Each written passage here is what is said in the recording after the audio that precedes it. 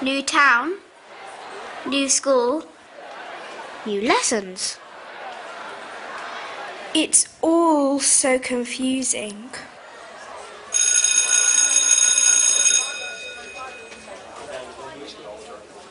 For your next assignment, you're going to look at the history of London.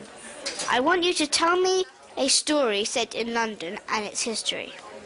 Easy. Great. But I don't know anything about London. I'll never be able to do it. Now, that's not the right attitude, young lady. Who said that? Charles Dickens. I'm a writer. Just what you need. Now, give me a moment. How did you do that? I'm also a bit of a magician. There's nothing more magical than stories. Now, let's find you a good London story to tell. Where would you like to start? How about London in your time, Mr. Dickens? Capital idea. We can start right here. Wow, we're in the poster. Exactly. This is Victorian London. Was it always so foggy? A lot of the time, yes. It's all the coal fires. And was it always so smelly too? Well, yes, until we built the sewers. I'm not sure I like it here. But there are lots of exciting things about Victorian times. All the things we did, all the things we discovered, all the things we built. It's Big Ben. That's me, Big Ben, at your service. No, I meant Big Ben, the tower with the clock. Oh no, that's called the clock tower. Big Ben is just a bell inside it. And me, I'm called Big Ben too. Because my name's Ben and I'm quite tall, maybe you could write a story about me. Maybe, but I should probably see some more places first. Very sensible, my dear. Let's try another poster, shall we? What about Nelson's column? What's the story behind that? Let's go and ask Nelson. Hello, Mr. Nelson. Pardon? Will you come down, Admiral? Anna wants to hear your story. Well, why didn't you say so? Always glad to tell my story. Show off. What can I tell you, young lady? Well, why is there a big statue of you in Trafalgar Square? Ah, because I defeated the French Navy in a huge battle at a place called Trafalgar. That sounds an exciting story. And it's heroic too. I was shot and died during the war. But that makes it a sad story. Oh yes, very sad. But also very brave. They made me a national hero. Is there anyone else I could ask, Mr. Dickens? Don't worry, Anna. I think I know just the fellow. Follow me.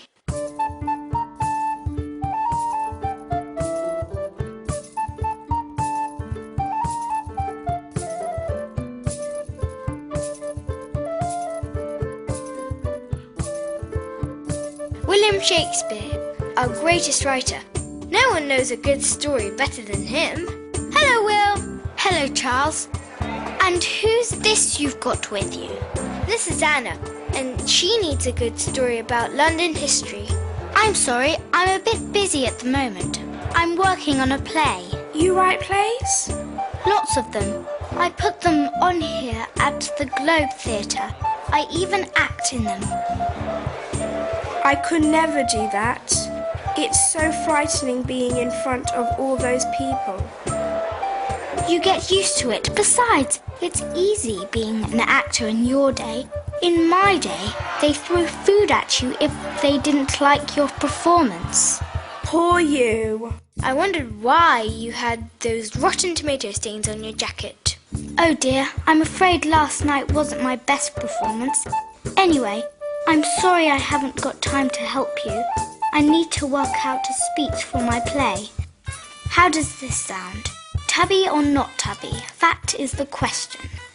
I think it may need some work, Mr. Shakespeare. You're probably right. Good luck finding a story. Toby or not Toby? That is the question. Oh dear, I still haven't found a story. Don't worry, my dear. Let's look at these pictures to see if we can find something. London Bridge. Wouldn't that be better as a nursery rhyme than a story? Or how about the plague and the Great Fire of London? I don't want to get a plague or be burnt, thank you very much. Good point. Well, how about this? That looks interesting. Welcome to the Tower of London. There are all sorts of stories to find here. It used to be a fortress, menagerie, and then prison. A margarine. It's like a zoo. Some kings used to keep lions and tigers, and even camels here, and... whoa. Who's that? That, my dear, is King Henry VIII. What's he famous for? Oh, all sorts of things. For instance, he had 6 wives. All at the same time? No, Who are you? I'm Henry's second wife. He started the Church of England so he could marry me. That sounds quite romantic. Then he had me executed so he could marry again. That sounds terrible.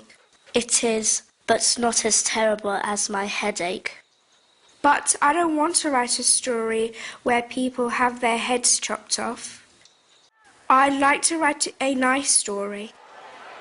Of course. But Mr. Dickens, you keep showing me stories about wars and people dying or taking to places with smelly sewers and choking fog. Ah, yes, I take your point. Aren't there any nice stories in history? Oh, I'm sure there are. There's, I know. Did you ever hear the story about the girl who got to have tea with the Queen Victoria on her first day at a new school? No, I didn't. Are you sure it really happened? Oh, yes. When? Why, right now, of course.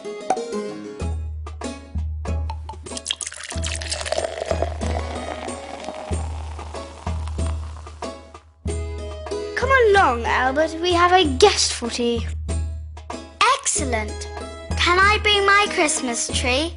No, you may not. It is the middle of September. I'm sorry, my dear. Albert is very proud of having brought Christmas trees to this country, aren't you, dear? Oh, yes. Wow! Tea at Buckingham Palace. Is this really happening? It is in this story. That's the fun of stories. They can take you to the most unexpected places. Cool.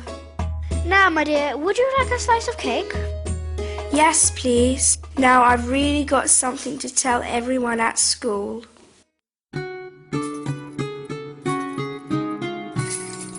Time is walking down the ancient streets of London. Strangers pushing by will never ask your pardon. Let us take a ride, hold on fast, and chase after those tales of past. Grains of sand in our glass, you won't forget this history class.